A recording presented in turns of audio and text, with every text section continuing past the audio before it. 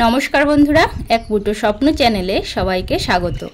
আজ বানাবো আমি জ্যান্ত কইয়ের ঝোল। এখানে দেখো মাছ নিয়ে নিয়েছি কিছুটা, আর এই মাছগুলোকে কাটতে না ভীষণ কষ্ট, লাফাচ্ছে এত, আর যে কাটা না এর গায়ে এত কষ্ট কাটতে কি বলবো।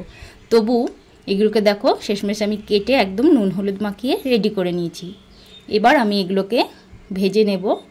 তার জন্য একটা কড়াইতে সর্ষের তেল দিয়ে তেলটা গরম হলে একে একে আমি মাছগুলো সব ভেজে নেব।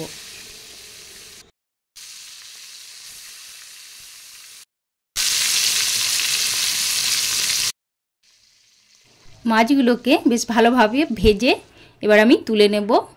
আর তারপর ওই মাছ ভাজা তেলের উপরে আমি এখানে গোটা জিরে দিয়ে দেবো, কটা ফোড়ন, আর আলুগুলোকে দিয়ে দেবো। আলুগুলোকে হালকা ভেজে হালকা যেই ভাজা হয়ে যাবে তারপর আমি এখানে দিয়ে দেব মশলাগুলোকে।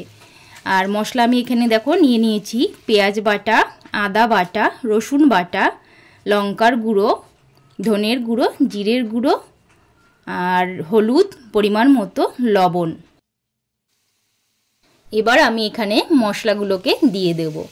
একই সাথে আলুর সাথে এটাকে ভালো করে মশলাটাকে কষিয়ে নেব। মশলাটা যত ভালো কষানো হবে ততই কিন্তু খেতে টেস্ট হবে।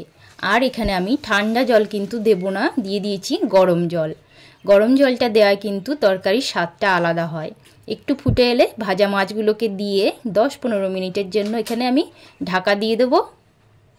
ব্যাস 10-15 মিনিট পর ঢাকাটা আমি এবার তুলে নিলাম। দেখো সম্পূর্ণ কিন্তু কই মাছের ঝোলটা হয়ে এসেছে। আর এবার আমি এখানে যে মশলার গুঁড়োটা দিচ্ছি এটা হচ্ছে মৌরি, এলাচ আর দারচিনির গুঁড়ো। এই মশলাটা কিন্তু আমি বাড়িতে নিজে বানিয়েছি, আর এটা আমি বেশি করে বানিয়ে রেডি করে রেখে দিয়েছি ঘরে, কারণ কখনো সখনো এটা নিরামিষ তরকারিতে দিলে কিন্তু আরও ভালো লাগে, আর মাছের ঝোলে দিলেও বেশ ভালো লাগে। তো আজকের এই জ্যান্ত কইয়ের রেসিপিটা কিন্তু আমার সম্পূর্ণ রেডি। তোমাদের কেমন লাগলো? যদি ভালো লেগে থাকে তাহলে অবশ্যই একটা লাইক কমেন্ট করবে, আর আমার পাশে থাকবে। সবাই ভালো থেকো, সুস্থ থেকো, টাটা।